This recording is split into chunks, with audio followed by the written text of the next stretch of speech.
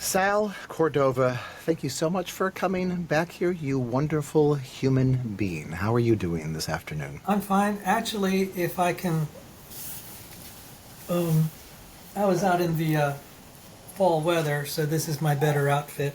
That is So a I'm doing nice fine, outfit. and I think we were talking backstage about nutrition, and I said that one reason I'm wearing suspenders now is I'd lost so much weight by going on a mostly high-fat meat diet, and I lost so much fat just by eating fat.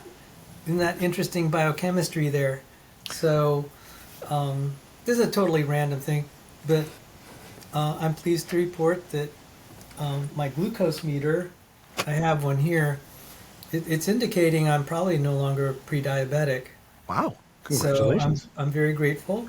My cholesterol is probably going higher, but I think it's manageable. And plus, the latest research is suggesting maybe it's overblown that we're focusing on it. So, and if I had to trade between having high cholesterol and diabetes, I'll trade having high cholesterol, and I feel great. So, um, it's great hanging out with you.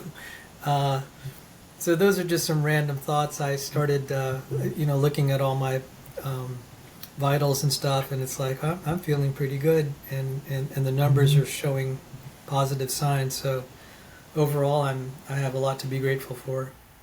And I painted a barn today. You're kidding. It's a big experience. I'm building a teaching studio in my backyard, but from all external evidences, it seems to be a barn, and we're painting it red to fit in with that general theme. And I painted it today. We're almost done with it. It's been a heck of a long time. You think that painting an external building would just be the easiest thing in the world? What more can you need? You need some paintbrushes, and you need some rollers, and you need some roller extenders, and then you need some tarps, and you need some trays, and then you need the right kind of paint, and then you need to have the right amount of paint, and then you need to wait for a day that is neither too sunny or too windy or too cold or too rainy and then everything just gets blown out of proportion. It's like, how does anybody do anything ever? So it's actually kind of a big deal for us that we've actually made some progress on this. But I feel, very wholesome as the result of all of this. Okay, so picking up from our conversation from last week, we ended with my asking you the question, are you, and thank you very much for the wonderful conversation that we had last week. I was talking with a bunch of friends about our conversation in this last week, and about how my understanding of what the young Earth creationist community is like, and sort of the situation of young Earth creationism, has been really upended by talking to you. And to be fair, like, this is some of the stuff that the really anti-young Earth creationist folk on the subreddit that we hang out in have been telling me, but I was loath to believe it from them because it just seemed too convenient that they would know all these really negative things, and you have convinced me. So thank you very much for this. But we ended on this major cliffhanger, in my mind, of are you a young Earth creationist because of the evidence or in spite of the evidence? And again, I will say that this is not like got you. It is fine in my mind, and this is something that I've been getting in some arguments about on the subreddit, debate r/reddit/ debate evolution, for anybody who's watching this. Recommended, a fun place to hang out. I've been getting it. Yeah, well, I think it is. I end all of my correspondences there with people feeling really good about myself and able to be a happier person for the rest of the day. But that's just me, maybe. But a lot of people there are like, well, like, if the evidence all points in one direction, or if the evidence even mostly points in one direction, like, then, like, one is obligated, like science demands that somebody go in that direction. I'm like, no, I don't think so.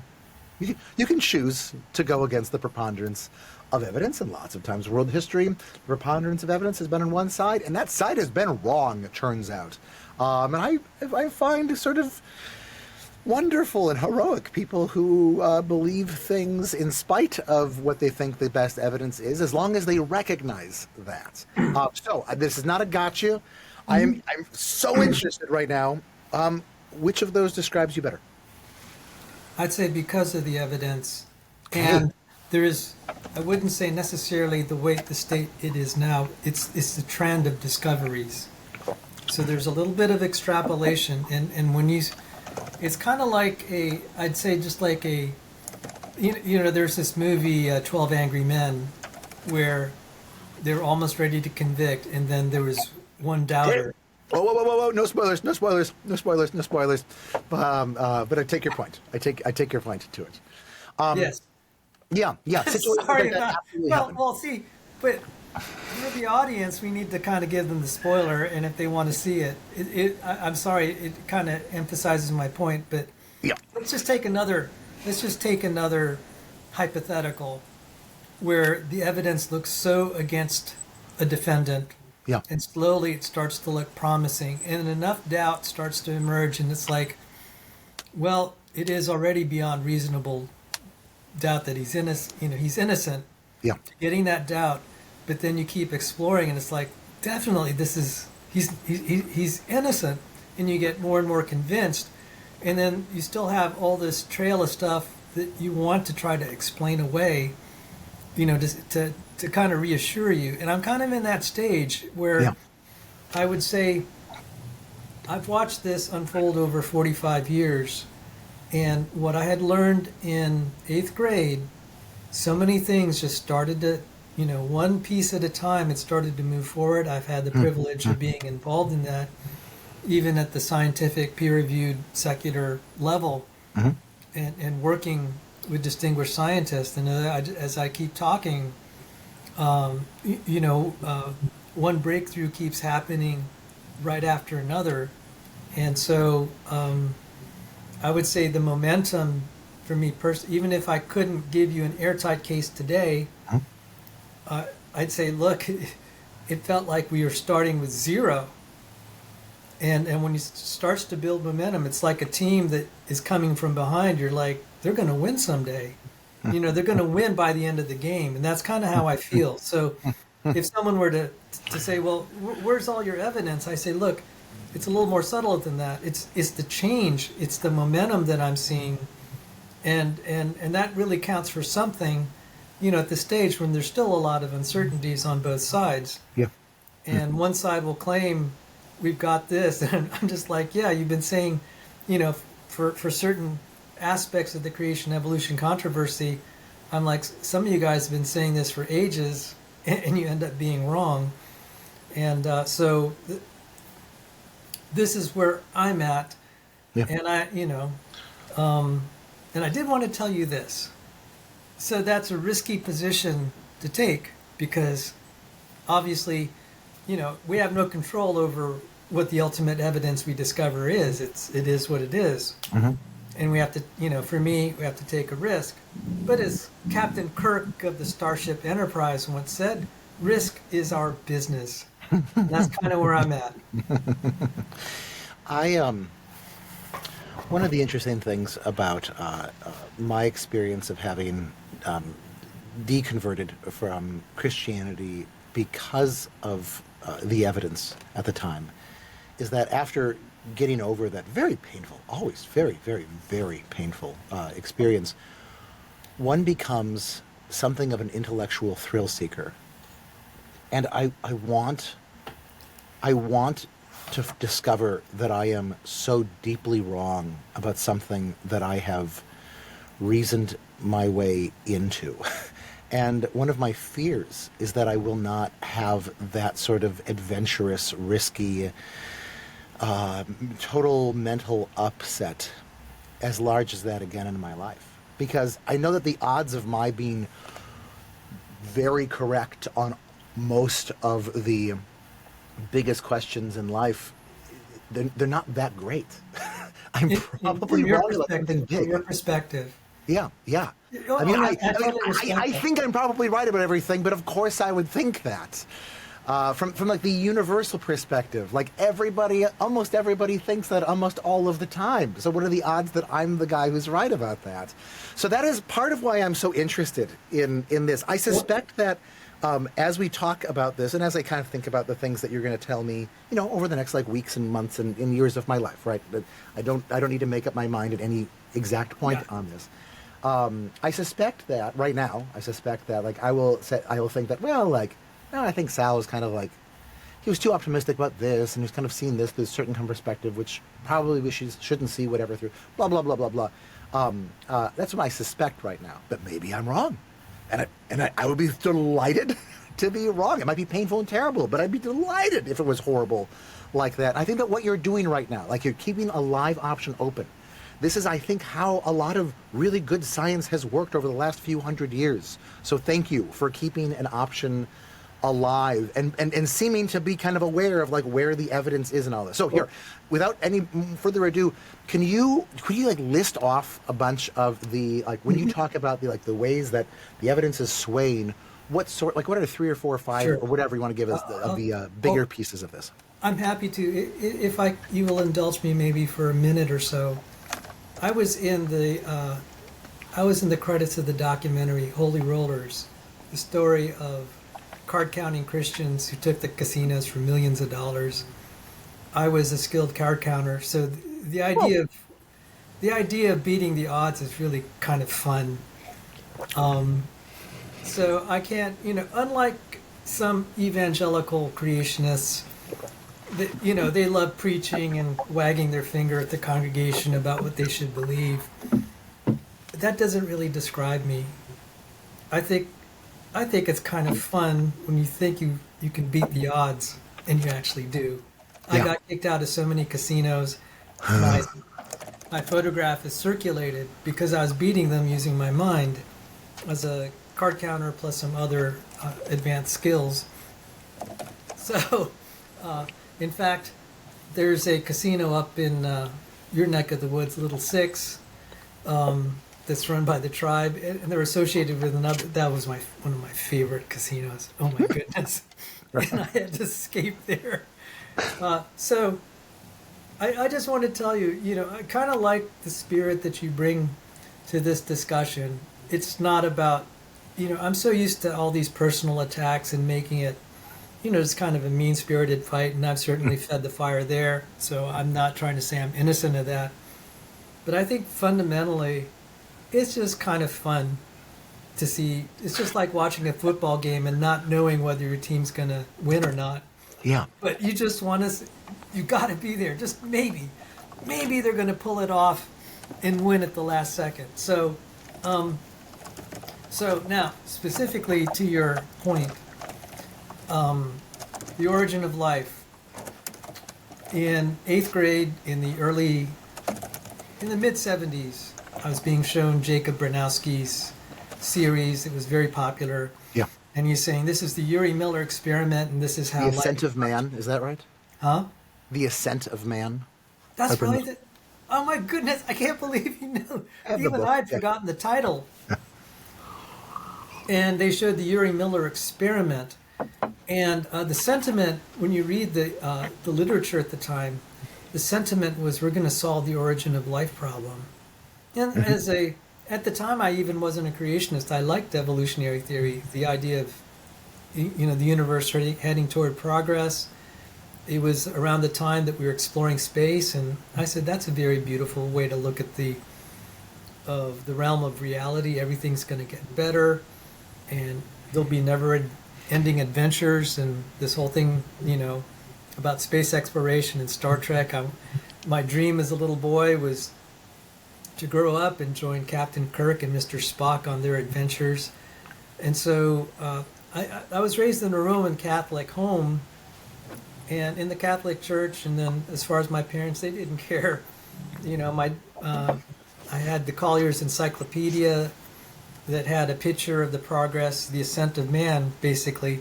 You see this warm little pond, and it becomes, creatures like fish, and the fish become land animals. The land animals become ape-like creatures, and then you have man, and then a caveman, and modern man, and then an astronaut, and then you see a picture of them flying to the stars. I said, that's a really cool view.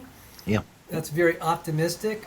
So, it was somewhat of a shock when I got the evangelical take, when they were just wagging their hands and their fingers saying, this is such an evil idea. I'm just like, I never thought so. So I'm just giving you the backdrop where I came. And so the sentiment at that time was, we're going to solve the origin of life problem.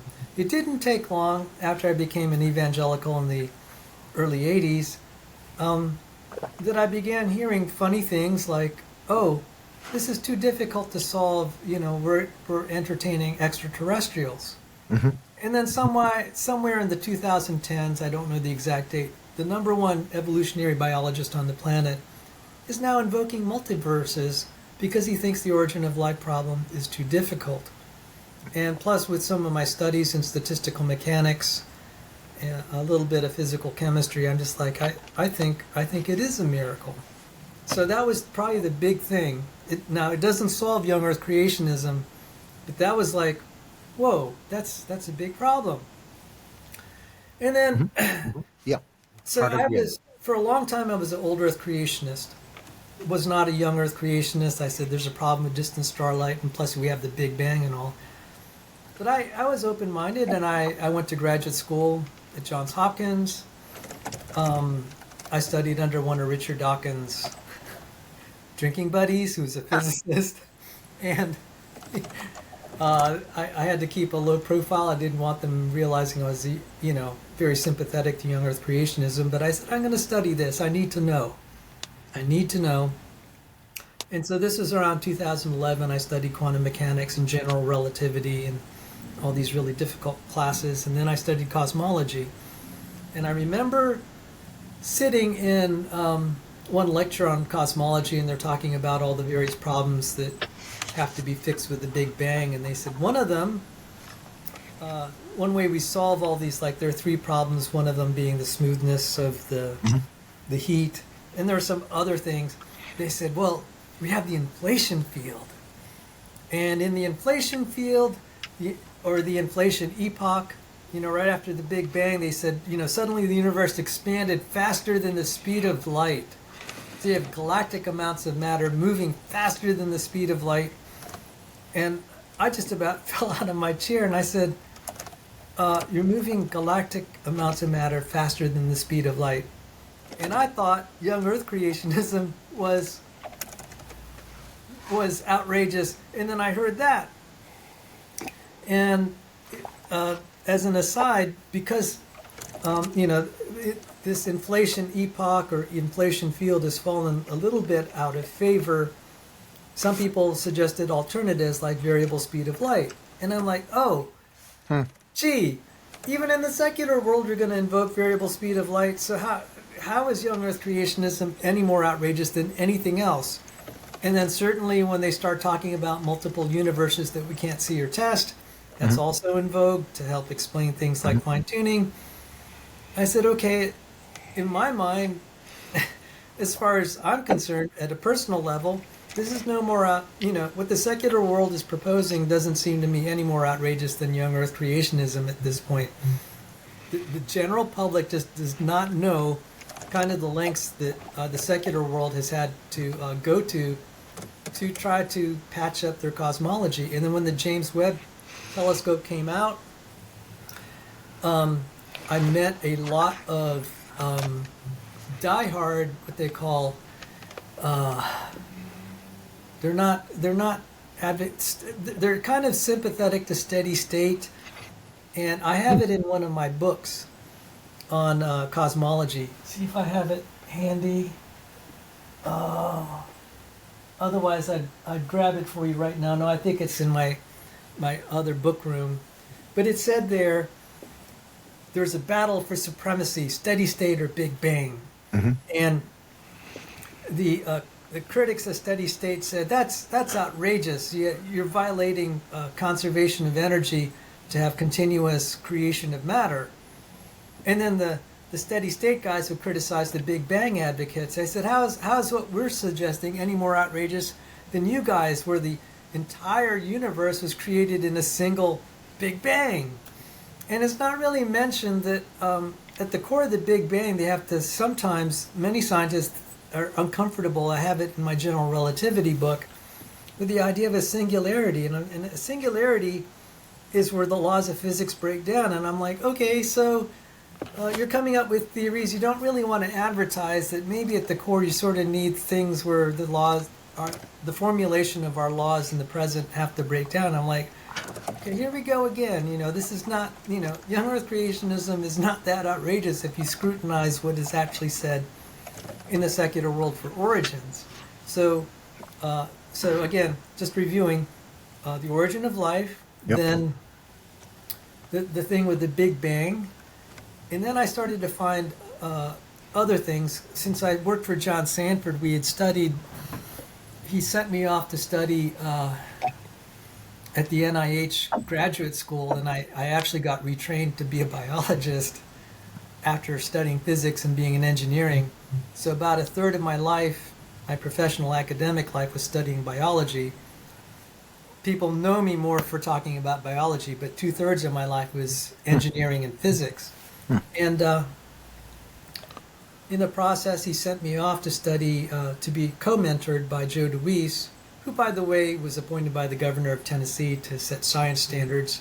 He's a professor of biochemistry, adjunct professor at Vanderbilt, and a associate professor at Freed-Hardeman, cancer researcher. We published together at Oxford University Press, no less, and I'm very grateful for that opportunity. And as I learned that, I said, there are a lot of problems with evolving all the major protein families. And as I looked at it and as I studied bioinformatics, I said, these things sort of just like popped out of nowhere. I said, there's no common ancestor for all major protein families. And I started talking to I said, let me run this by the evolutionary biologists. Let me see what they have to say. And to my surprise, even though there's probably not a single peer-reviewed article that will admit this, they will even publicly say, yeah, Sal's right, there's no common ancestor for all major protein families. And I'm like, well, so then how's macroevolution going to happen? These major protein families like collagen, like zinc finger, eukaryotic zinc fingers, and spliceosomal orphans or whatever, they just sort of like, you can't track that in the fossil record, and there's no gradual ancestor. And I'm like, okay, now that I know the complexity of proteins, they are so deeply integrated, like a password. It's like, well, you almost have to sort of like appear whole for stuff to work, just like a car. You don't build. There's certain critical parts of a car that you don't build up gradually. Certain critical parts have to be simultaneously there for it to work. And that's true of major protein families that are also deeply integrated. So I began to doubt. I had even more fuel to the fire that I think origin of life had to be a miracle, but then also the evolutionary story, because I studied the proteins. So, okay, so that's origin of life, the Big Bang, and then the origin of major protein families, but still that's creationist, not necessarily young Earth creationism. Yeah. The two big evidences for young Earth creationism for me, and I'm doing a video on this, and I actually parried a little bit with evolutionary biologist Dr. Daniel Stern Cardinal recently, and I kind of posted a video on his mistakes in understanding basic biochemistry. The fossils have, there are both radiometric clocks and then chemical clocks. Now, a chemical clock is not reliable for a specific age, except it's like a car. You could say, okay, what is the miles per gallon of a car? It's like, well, and then it has 1 tank of gas. And it's like, well, you can't reliably tell what the range of a car is because it depends on all the environmental conditions that's being driven and by the driving habits of the driver, et cetera, et cetera. Yeah. And they'll say, okay, it's not you can't reliably predict the range. And I'm like, well, you can reliably predict kind of like what is the outer limit, the extreme limit of its range. You may not be able to get the exact, when will the gas tank actually run out, but you can't say that, my Toyota Prius, and I love Priuses, that hybrid architecture, if I said it can go 10,000 miles, people are like, no, it's not going to do that. I could probably get 700 miles, in really, really, really good conditions, and I'd have to drive like a maniac, 35 miles an hour on a 70-mile an hour highway if I could get away with it. But there'll be limits. And likewise, for these chemical dates, it's like, look, we can't use it as an exact clock. We can use it as a marker of how old something cannot be.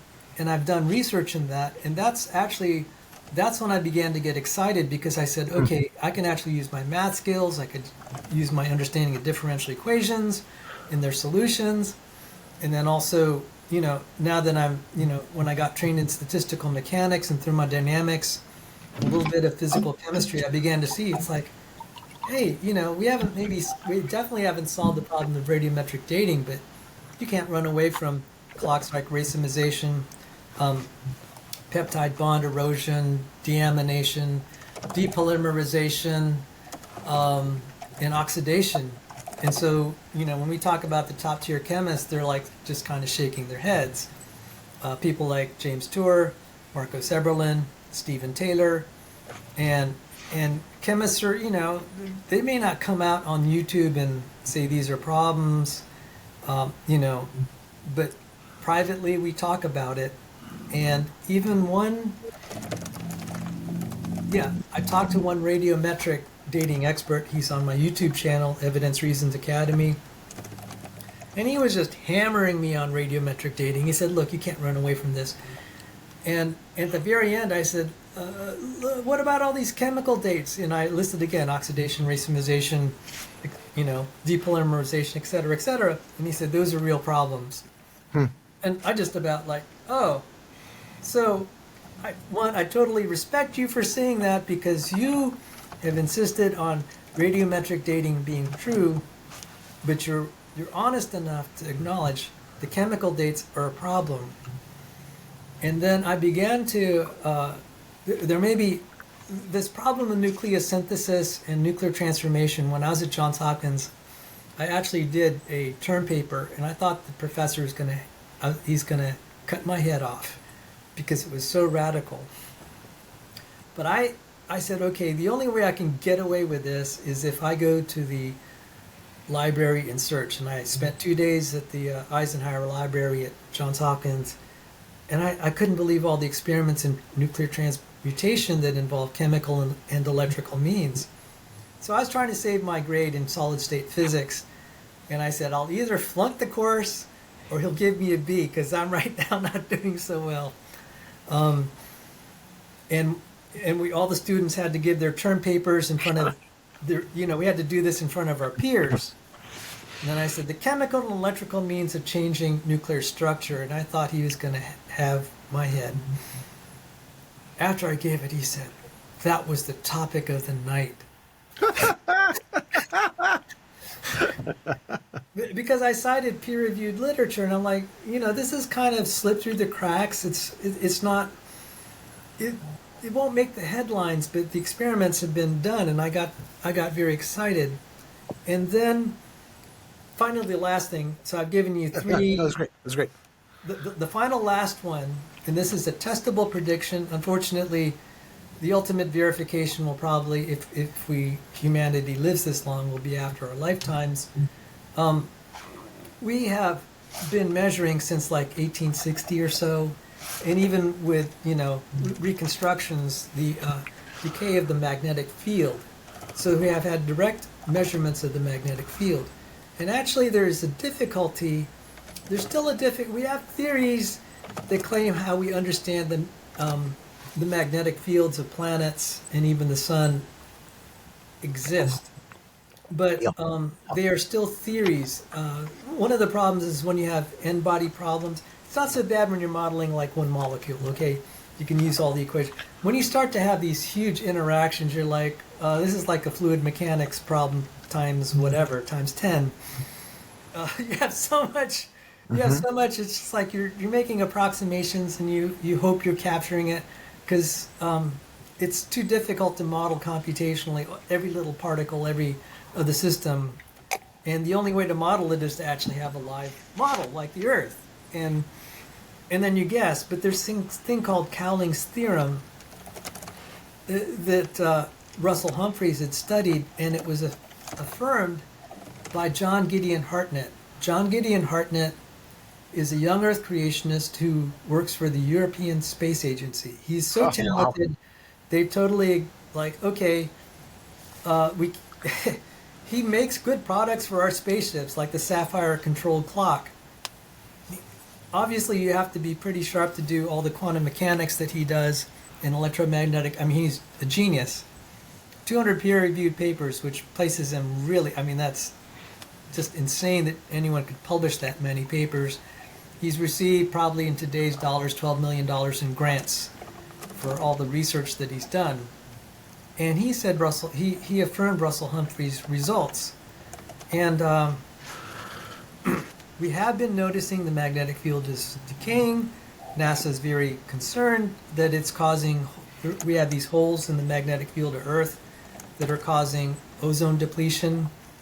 And it's starting to be very, it may be actually contributing to all the climate variability, or dare I say climate change.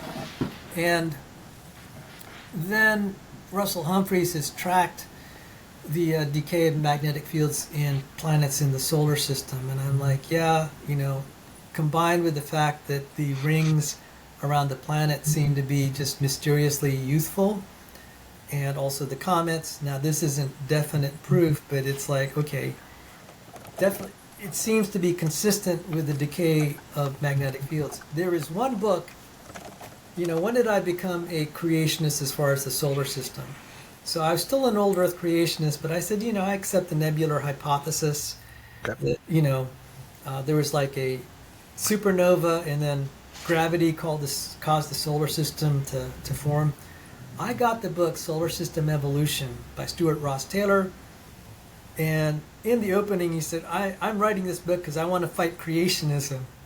Of course, I was curious. I said, okay, this is after I'd studied classical mechanics. I started reading through the book, and he said, we can't solve the problem of how, like, all the solutions either seemed outrageous or they had no solution. And I said, gee, if you're trying to convince me that there's no need for a God, I think you did the opposite.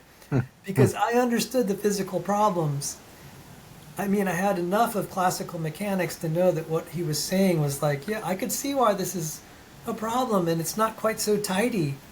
I mean, if you just look on, I guess, like on Wikipedia, the origin of the moon, I'm just like, okay, so a Mars-sized impactor hit the Earth, and then suddenly the Earth had, just released this blob. I'm just like, I thought young Earth creationism was crazy. I mean, I read that and I said, do you know how much you have to balance all the angular momentum, and it's still not balanced? All these problems. And I say, at what point would I have to just say, how improbable and fortuitous do things have to be before I think that this is all miraculously created? And when I had, just imagine, I had just finished my third undergraduate program in mathematics with a minor in physics. My undergrads were also in computer science and electrical engineering, minor in music. And I read this book. I'm just like, I think I'm open to the idea of special creation. And if I'm open to the idea that God could just make all this in an instant, I started to become more of a young Earth creationist. So there you go. I vomited it all That's out. great. That was great. It was exactly what I was hoping for and more. Thank you. Thank you. Can I run through those just to make sure that I am properly understanding? Yes. Please. So I counted 5: origin of the universe, origin of proteins, origin of life, presumably in that order, chemical clocks and fossils, and decay of the magnetic field. Decay of the magnetic field sort of then relates to a few other things that make things in the solar system seem sort of suspiciously youthful, I think, to try to use your phrase there. Did I get the majority? Yes. Of it? Really good summary there. I'm taking notes as I go along. I'm really smart and I'm really good at tracking things, and I don't have ADHD at all. That's what I meant to say. So let me. Is it okay if I give you my immediate feedback on like how I'm hearing these things and making sense of these things? I'd love to hear what you have to say. And some of this is just to repeat the things that you said. So like the origin of the universe, origin of proteins, origin of life, as you said, like these are not specific to the young Earth creationist model. One could be an old Earth creationist. One could be a theistic evolutionist. One could be a number of different. Well, yeah, it could be a number of different things with that. I'm really interested in all of those topics. I'm interested in lots of topics. I'm interested in conceivably too many topics for my own good. I have a couple of businesses to run. I have a world-changing project that I'm working on. I need to focus on things. But in my free time, like I read books about at least the origin of the universe and the origin of life. They're really cool, and I think they're really important things. But they don't touch on the question of whether the Earth is and life is a few thousand years old or a few billion years old, right? There's a factor of 1 million that is between those things, and that's the things that I like to focus on. What came before that, I feel like I'm not smart enough to make them part of my purview. Well, if I may interject just a little bit. Please. Whenever I came to the conclusion of a miraculous origin, it sort of opens up possibilities for... It was important that I took that step and said, Okay. I think this is a miracle, and if we can admit one miracle, then, then it stops being so outrageous that all these other things can fall into place. So that was still, even though, like you have accurately said, that these, the origin of life problem comfortably also fits in an old Earth model, it was still probably that was one of the biggest steps, because I would have said, look, if life could have emerged naturally, it's like I wouldn't even had moved on. Sure. So that was still an extremely important step for me personally. Sure. So Sure. we can now talk about Sure. whatever you want to. Thank you. Sure, yeah, absolutely. And I wouldn't, what you're saying makes perfect sense in my own sort of evolutions from one belief system to another, which has happened, a couple different times in a couple different ways. Sometimes I can look back on like some really small, you're talking about really big issues, like some really small issue that I really zoomed in on that none of my friends at the time would make any sense to them. Like, why do you care about this one little thing so much? Well, it's because it's this sort of synecdoche for something much larger. The ones that I am the most interested, the one that I'm most interested in is the fourth one, the chemical clocks in fossils, and then the decay of the magnetic field thing. I want to talk about the decay of the magnetic field thing and ask a couple questions about that, just so I understand what you're saying properly. My understanding is that everyone knows, and you're not saying anything to the contrary of this, but everybody knows that the magnetic fields fluctuate over long periods of time, right? The going model is that every about 100,000 years that they decay, and then they flip, so the North Pole becomes the South Pole. Okay, and so yeah. All right, so there is the accepted model that what is sometimes happening in these accepted models is there's a subtle, at least circular reasoning that, first we are assuming an old Earth, and then we are looking in the magnetic field and then extrapolating all these dates. What we do have in hand are actual physical, the only time we've actually physically measured it rather than interpolating it by looking at fossils like the magnetite there's some people that's all they do is study, the magnetic orientations in rocks or whatever. I don't know.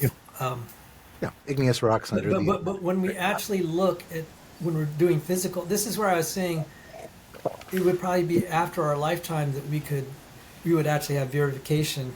I mean, if the magnetic fields across the entire solar system decay in 10,000 years, and I need to point this out, Wikipedia is constantly being re-edited.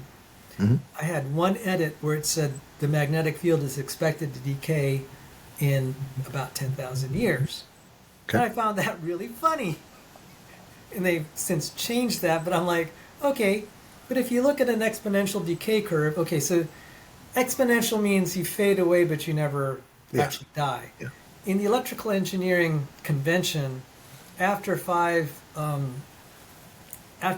time cycles, you consider it virtually dead. And so we have this, in an exponential decay curve, you have like the decay constant, and you can calculate, okay, let's say it's every 2,000 years it's going to decrease by, I think the number is like 63%. After 5 of these cycles, it's going to be virtually zero. Sure. And we would just treat it, as zero, practically speaking. So it's not that it would actually, I don't know that it totally decays, but if we, and I was talking to Russell Humphreys, I said, okay, so, how soon do you think it's going to get that effective zero? And I don't have it off the top of my head, but 10,000 years seems reasonable. But even in my own lifetime, I looked at the decay. And I'm like, this is a few percent.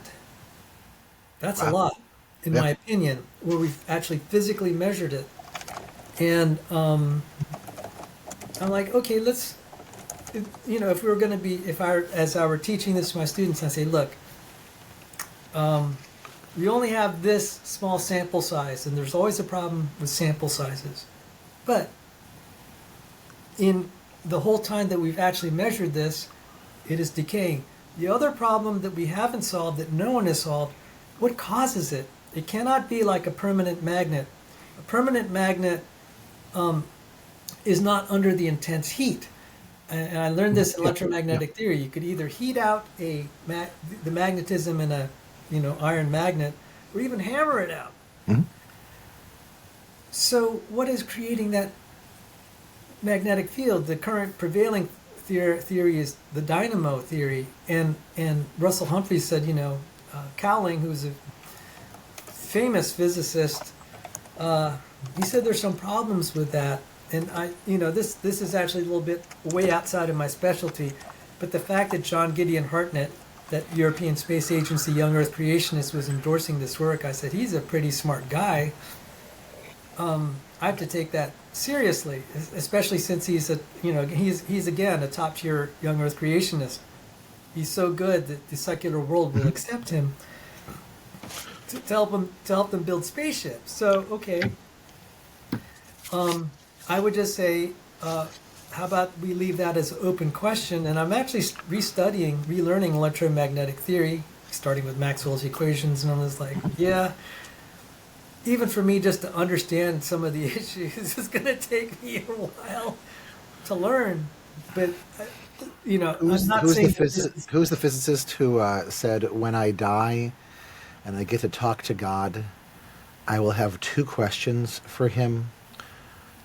Why? Oh crap! I'm going to get this wrong. Like why? The weirdness with the collapse of the waveform, and why fluid dynamics? And I'm pretty sure he'll have an answer to the first one. Okay, here. Can I repeat back what I'm hearing you say here? Yes. That.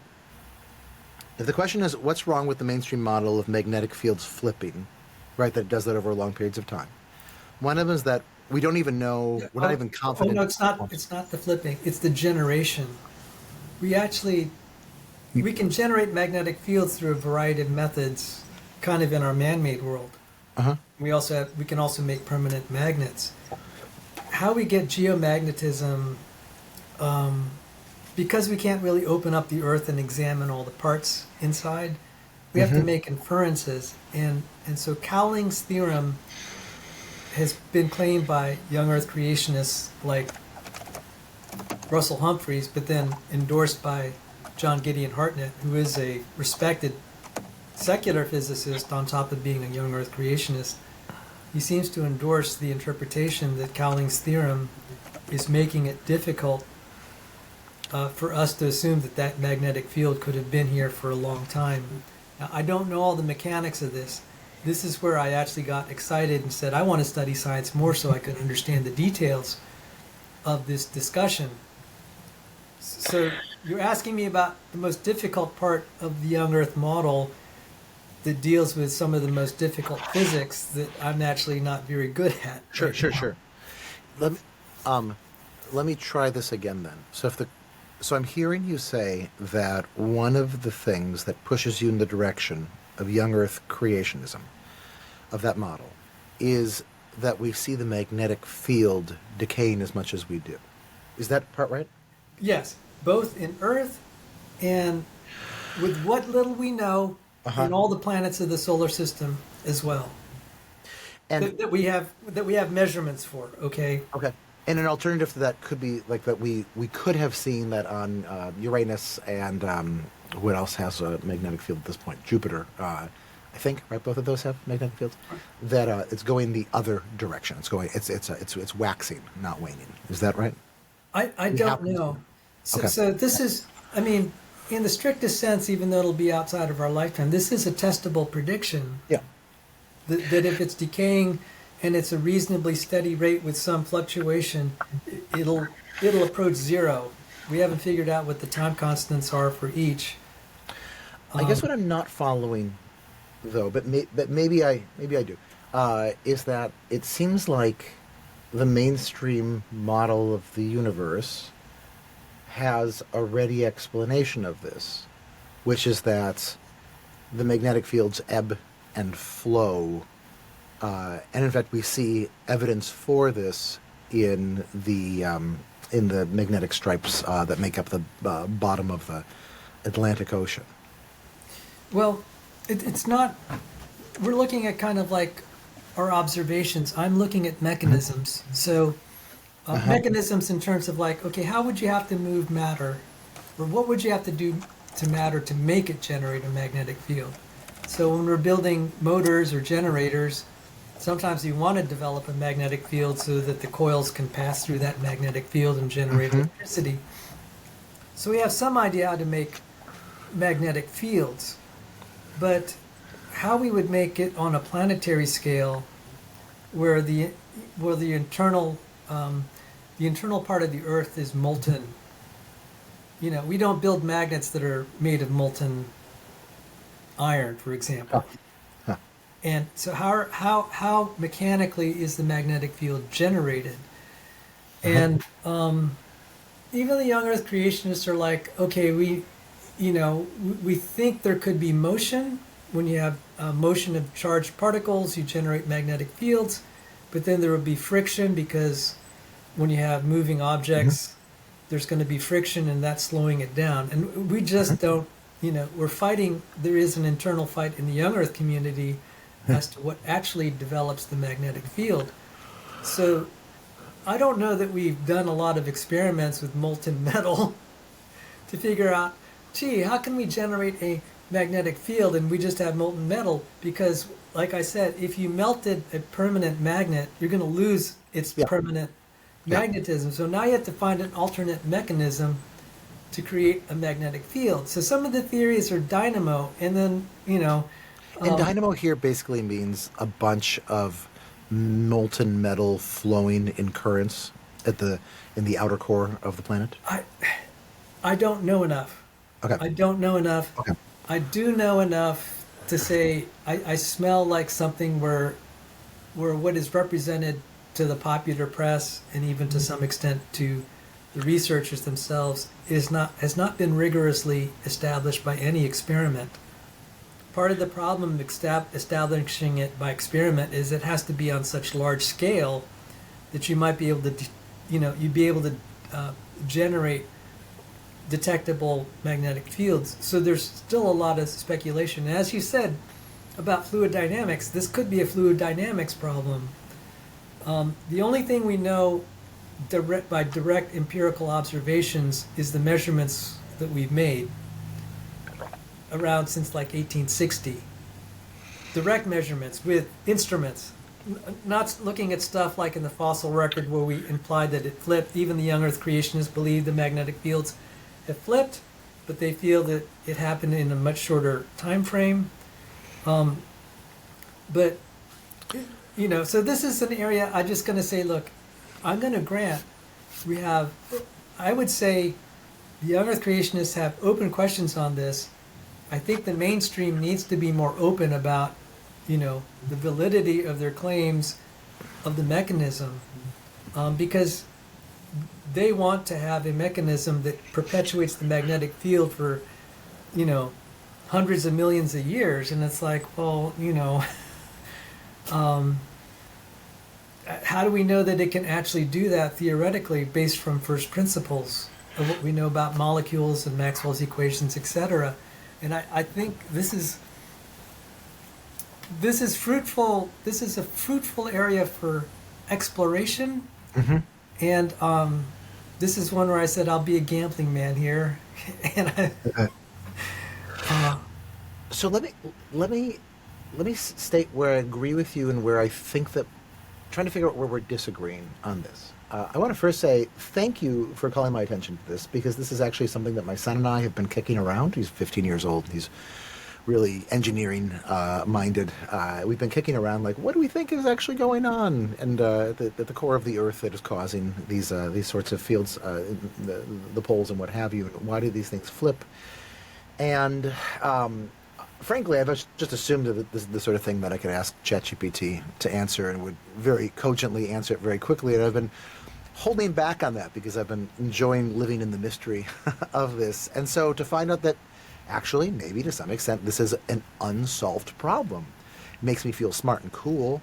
And also, more importantly and usefully, it makes me feel more alive to this entire thing, right? This is one of the things that I really appreciate about dialoguing with people who believe very different things than I do, because my attention will be called to some part of the world that I never really looked into before, and all of a sudden, like, that takes on new meaning, right? Because it can be used as this synecdoche, as this little pivot point, that if it goes one way or the other, it could prove one whole very different model significantly more likely than it was before. Like, this is great. This is intellectual thrill seeking 101. Thank you. oh, you're welcome. And if for nothing else, sincerely, science can be so boring, and sometimes it brings actually a lot of excitement, is the unanswered questions. Yeah. So finally, I've got motivated to start pulling out my electromagnetic theory book and relearning electromagnetic theory. Now I have a passion to study these subjects that had seemed so boring and really laborious and actually agonizing. Electromagnetic theory was a tough course. The worst course I ever went through was classical mechanics, Goldstein's mechanics. You'd think classical mechanics should be easier than relativity. The way they taught it at Hopkins was just brutal. I'm still traumatized after over a decade. I'm like, that had to be the most suffering I've ever been through. Anyway, so when you're talking about being invigorated just because you have an unanswered question. See, I mean, do we ever watch drama?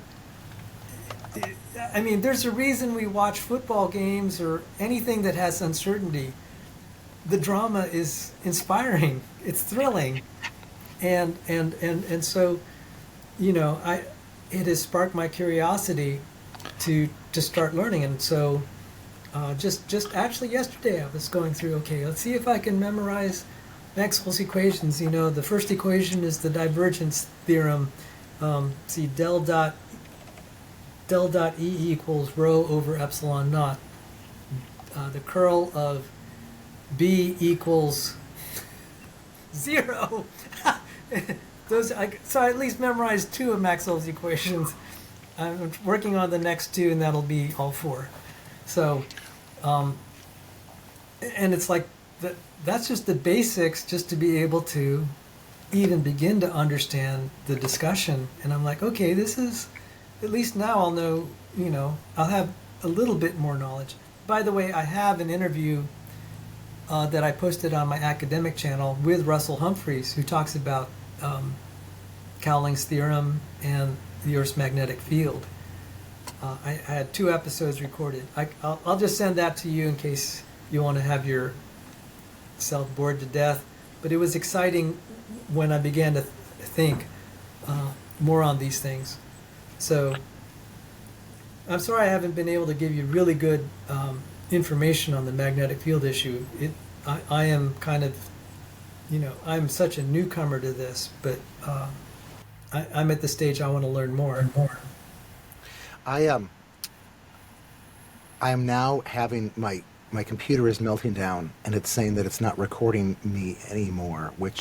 Why, computer? Why? You spend thousands of dollars on a computer to do one thing, and then you ask it to do it, and then it doesn't do it anymore. How is I'm my getting an studio? upload. It's saying uploading 100%. So it's You are blessed among men. I was about to say women, quoting the angel in the book of Luke. What went wrong? Hold on, I apologize. And for everyone who's watching this, this is embarrassing on my part. New recording track created. A new recording track started due to changes in your device. Great. We'll just try this. Okay, I can now. It's offered me the opportunity to chat with supports. Okay. I'll just go on as if everything is going great right now. And then we should wrap up because actually my wife is expecting me home. We are babysitting some of our friends' kids so they can go out on a nice long date with one another. Parents got to stick together for this sort of thing. I was trying to bring up on my computer, which maybe was the thing that caused the audio part, the recording problem. One of my favorite science books, which I feel like does this better than almost anything else. It's called We Have No Idea. Here, I can share this. My computer is really melting down. Well, how about that? We Have No Idea, A Guide to the Unknown Universe by Jorge Cham and Daniel Whiteson, the UCLA physicist. And the book is organized around the questions that we don't have the answers to. Why does the universe have a speed limit? Why aren't we all made of antimatter? What is dark matter, and why does it keep ignoring us? Things of that nature. And it's just wonderful. And because it's organized around these things that we don't know, it makes it all the better. Okay, so can I respond then to what you had just said with this? Oh, please. I hear you saying that we don't know what the mechanism is by which the magnetic fields are created, and that mainstream science and young Earth creationist science, neither of them have a clear answer to this. And I hear you from that, now maybe I'm getting you wrong here, concluding from that this should cause us to update and think that young Earth creationism is more likely than we would have thought before. Am I hearing you correctly? Yes, one slight modification. Thank you. It's not that we aren't clear, it's that we haven't had...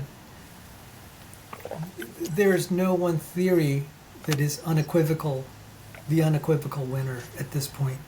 Okay. And I'm sorry, I'm getting a spam call. I should have shut off my phone. Get lost, you rodent.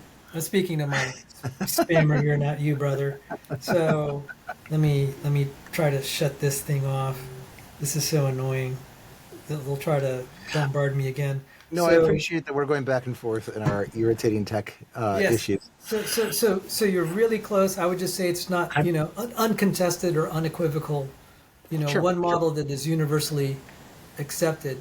And yes, I wouldn't, as I said, it's not a proof of young Earth creationism, but I began to be heartened because when you have nothing, even a morsel can kind of inspire, reassure some belief. But the main thing was chemical dates, if you ever want to cover that, because I'm more knowledgeable about that. Sure. Can I before we leave this though, Sure. say one more thing with this? To me, the fact that we don't have a mechanism, we don't understand the mechanism, in no way surprises me. We live at a certain moment in history. 100 years ago, 200 years ago, nothing was figured out, basically, in an actual fundamental physics. We didn't have Maxwell, we didn't have anything, we didn't have Faraday. And now, we shouldn't assume that we should have everything now. And so that doesn't give me any pause at all that the mainstream theory is wrong. What's important for me is that we have this evidence that it is a normal thing for the fields to switch. And presumably, maybe there's evidence for this, before they switch, they diminish. So in my mind, the mainstream model has no trouble making sense of as to why it's diminishing now at all, even though we don't have a mechanism yet for it. What's your response to that? I would say, I'm not that familiar with the mainstream model, and except that it predicts that we've had a magnetic field that hasn't decayed as fast even if it has been decaying, how fast has it been? And so I just, what focused my attention was the actual physical measurements, not stuff that we took a fossil and said, we're seeing the flips. Even young Earth creationists they've said we agree with the mainstream that the poles have flipped. Okay. Yeah. We disagree in the time frame. And so, I mean, you're really, by the way, you're really very accurate generally in the way you've described things. Most of the things that I might interject are just kind of like, okay, maybe I wasn't clear. This is what I meant. And Thanks. I do want to say, you talked about you alluded to the 19th century, like 200 years ago. We really didn't know anything. We didn't even have atomic theory. It was, in fact, it was in the late 19th century. There was still a debate whether atoms existed or not. Yeah. And so the problem we have now is it's like, okay, you would think since we're able to model the atom and the periodic table, etc., we'd be able to figure out where the magnetic fields come from. The problem is when you have an n-body problem, when you have multiple particles, that is like, again, the fluid mechanics problem. It becomes nightmarish. In fact, it is so difficult that you might as well just try to make a physical model than try to solve it computationally. That's why sometimes we had computational fluid dynamics, but we still had wind tunnels, because the wind tunnel would actually give you the best data possible, for the longest time, better than computers. Now we're starting to flip on a few parts, but I think the problem of modeling that many molecules and, different whatever is going on in the center of the Earth, and I need to add one thing. I think the deepest we've drilled has not been much more than 10 miles down. That's correct. Yeah. It's about 13 kilometers. Okay, so we're going to make all these inferences about what's going on in thousands of miles beneath as far as we've actually drilled.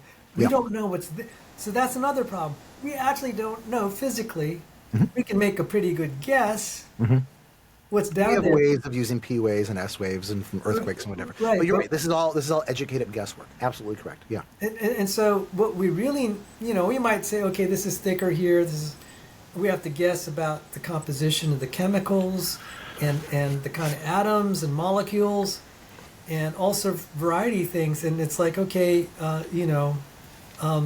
and there's still disputes in the geological community about things like mantle plumes. It's the structure of all this stuff going up, and it's like, look, there are too many uncertainties, and so I'm not trying to say that the scientists on either side are dishonest. We really don't have. It's not like we can do stuff in a test tube. This is why I like biology. We can actually examine stuff in a test tube, throw a bazillion instruments on it, but the stuff that's going on in the center of the planet is. That's one reason and even worse is astrophysics. You're trying to describe the structure of the internals of a star that's a bazillion miles away, and all you have is this little dot, and you're applying spectroscopic stuff. I'm just like, look, I think I'd rather do a different field of physics. See, this is interesting because I feel like this is maybe to go then to exactly where you suggested, which is the chemical clocks in fossils. I think I have a similar objection. Objection is way too strong. A similar reaction to that as you do to stellar mechanics, to astrophysics. The old joke about the drunk who's looking for his car keys and he can't find them, but it's because he's only looking under the lamplight because he couldn't see anything else there. So if it's not under the lamplight, so why bother? I think I just ruined that joke. But I feel like what I've seen some young Earth creationists do is almost the inverse of that, where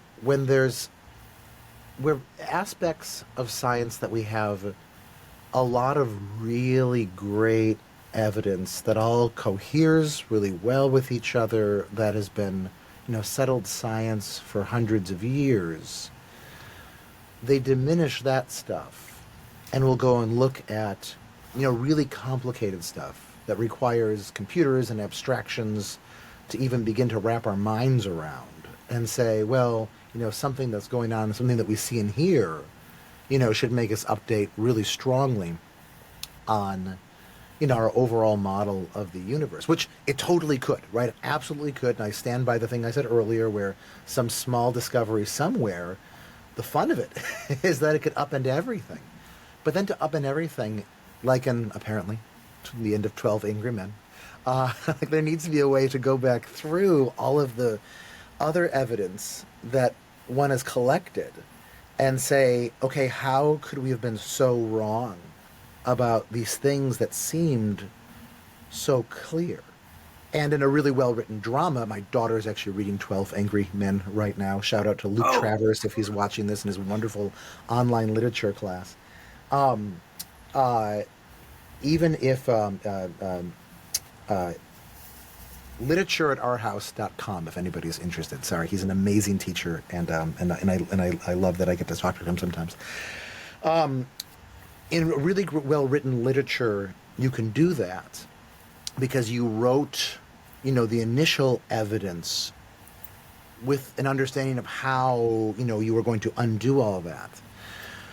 But in the evolution, young Earth creation debate, I feel like we have all of this really solid stuff of that would need to be overturned. And it seems weird that we're looking at something as hard to understand as chemical clocks, which you understand much better than I do, and I would love you to educate me on. And overturning the stuff that we can see with our own eyes. Thank you for letting me spiel about that. Mm-hmm. What is your reaction to that? Well, what has heartened me was when there's been dissent, it wasn't the young. This is something that I've encouraged young Earth creationists not to do. I actually encourage them not to cite other creationists. And a lot of my work has been looking at the secular world and trying to be sensitive to the ignored expert who said something that everyone ignored, but he's a top expert in the field. So, for example, Nobel Prize winner Roger Penrose, for the longest time, I was saying, gee, when I was sitting in my astrophysics course, my cosmology course, and I thought this inflation field where stuff is moving faster than the speed of light. Actually, it's technically not. It's space is being inserted in between the objects, and whatever. Yeah. Well, okay. There's as you pointed out, there's an important difference there. Yeah. Okay, but then Roger Penrose, I only found this out after he won the Nobel Prize. He may have said it even before he won it, but he won it for all of his work. He's a brilliant guy. He said the inflation field's nonsense, and I was like, gee, it was being taught to me only 12 years ago is hard fact. You've got one of the top scientists in the world saying what I was learning in my textbook was nonsense. Okay. And then also I was at George Mason University. 3 of the professors, one of them Minas Kafatos, who got his PhD at MIT, he was a distinguished professor of astronomy, and he said he didn't believe in the Big Bang, and then 2 of his colleagues. So it's really funny, I'm taking these elementary physics courses in, when was it, 1989, and I didn't know there were professors who were I don't believe this. And of course, as a student, you're like, this is really curious. You have professors here that disagree with the textbook that I'm being graded on, and I'm like, this is kind of fun. And then when I was at Johns Hopkins, when Adam Riess won the Nobel Prize for the supposed discovery of dark energy, there was one of my professors, who shall not be named, said, I'm not really sure that that's right.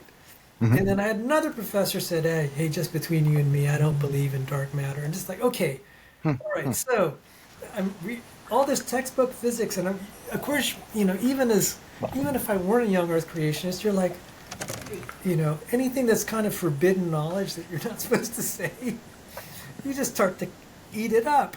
Mm-hmm.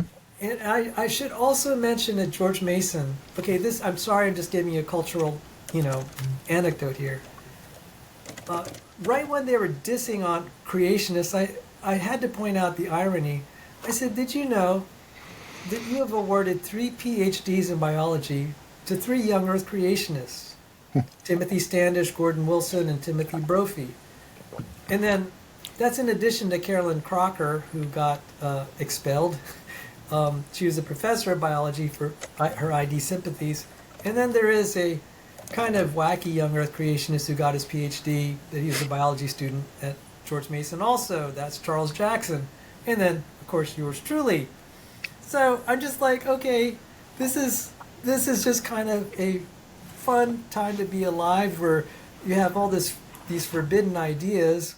Yeah. And even secular professors are quietly saying, what you read in your textbook isn't, I don't agree with that. And of course, your curiosity, your eyes start to pop out. It's like, I want to hear more.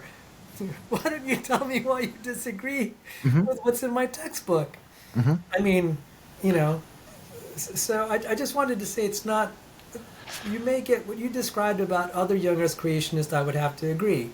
They may be just stretching things, but I'm just saying, as someone who's had his boots on the ground, hearing it from secular teachers,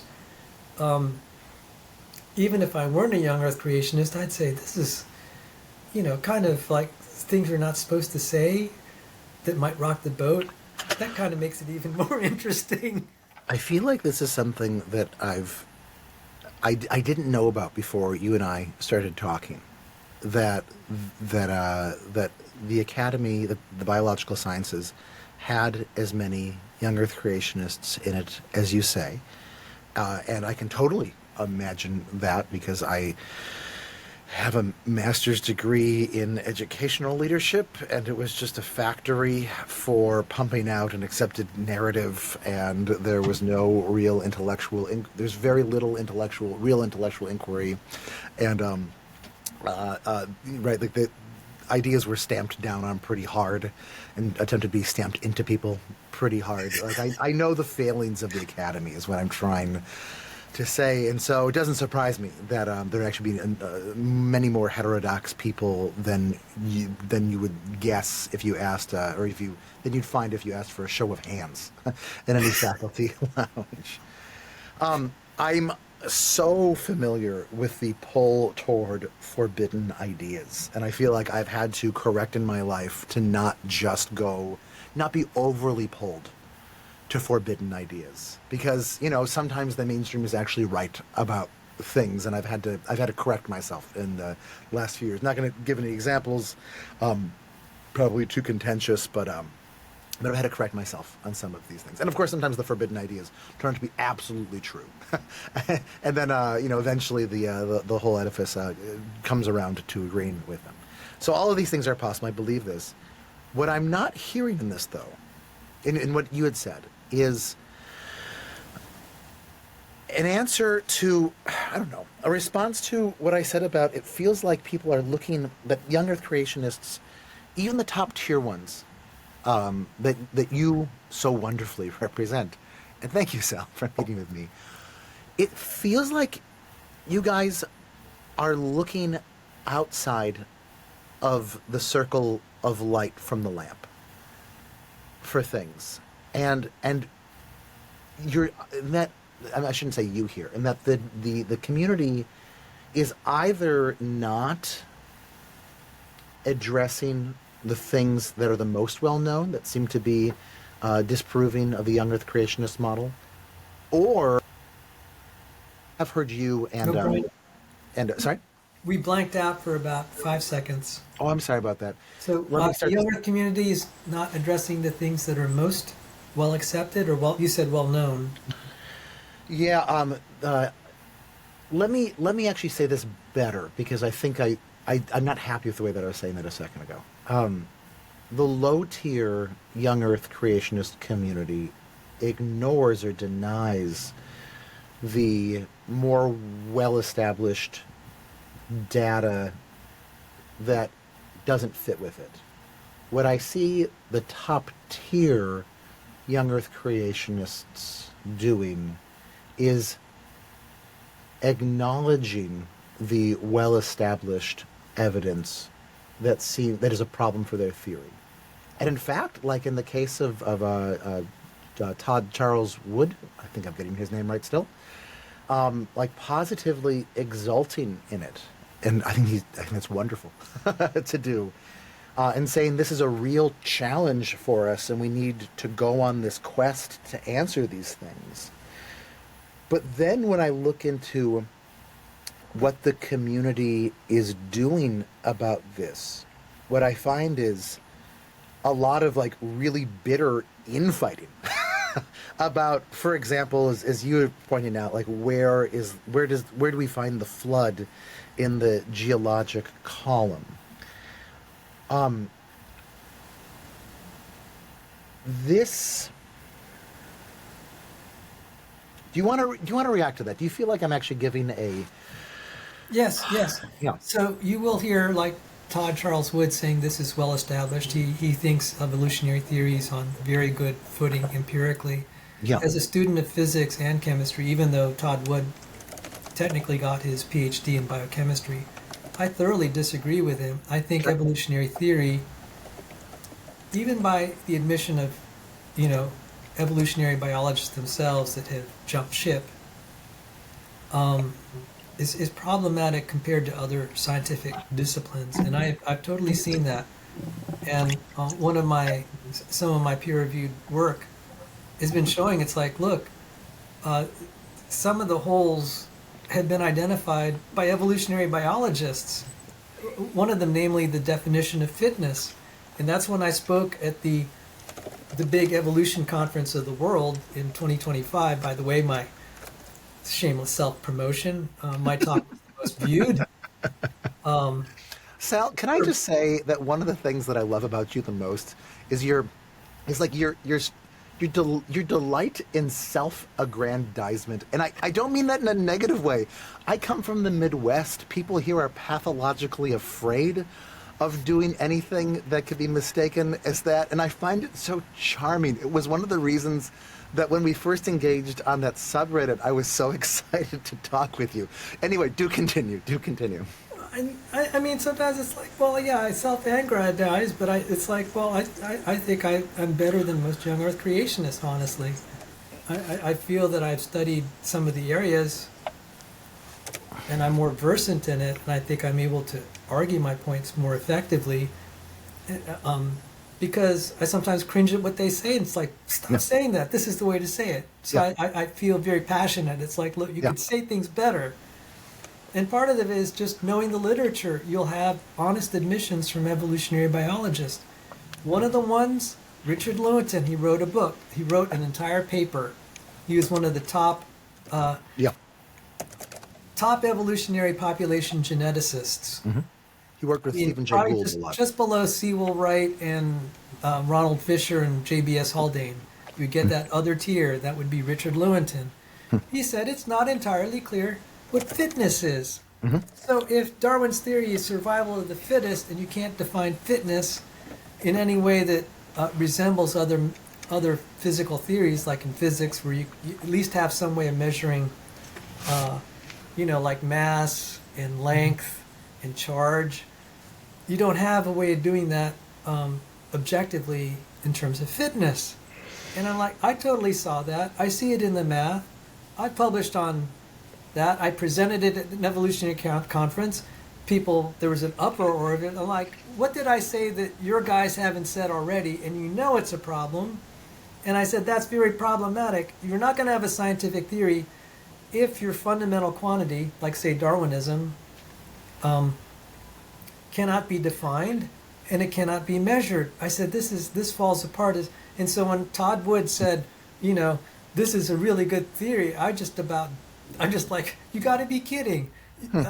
You got to be kidding, because your main guys like Andreas Wagner and Richard Lewontin have pointed this out, and then I can also show it, not that my word counts that much, but I mean, I would know how to show this proof as well, especially since I've studied some biophysics. I said, you're using totally useless metrics.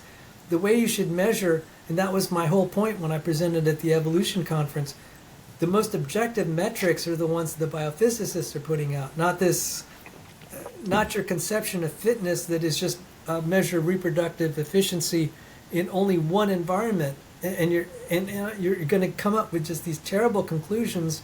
Like there was an experiment by Richard Lenski. He said, well, the genome's decaying despite the fact there's sustained fitness gains. So I'm like, let me get this right. The survival of the fittest is happening. They're getting more fit, but they're losing genes. I said, don't you see that there's a disconnect here?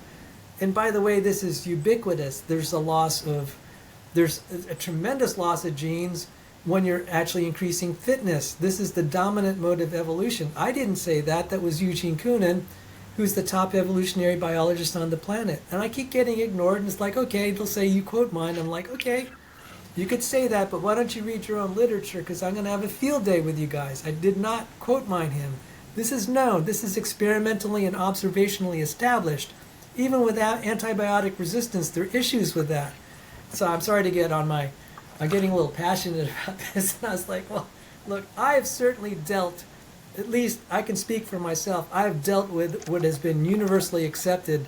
And I've shown, not because of me, I've shown your own guys pointing out their concerns, if not utter refutation of what you've been saying is solid. So what you say, what is presented to the popularized science people, and even to some extent your textbooks, the top tier of evolutionary biology is on my side of this issue, saying, there's a lot of work to be done to actually make this a solid discipline. So I'm sorry. Now you got me on my soapbox. Can I react to that? Oh, please. But then I also need to say that I need to go too. Do you want that to be the last word?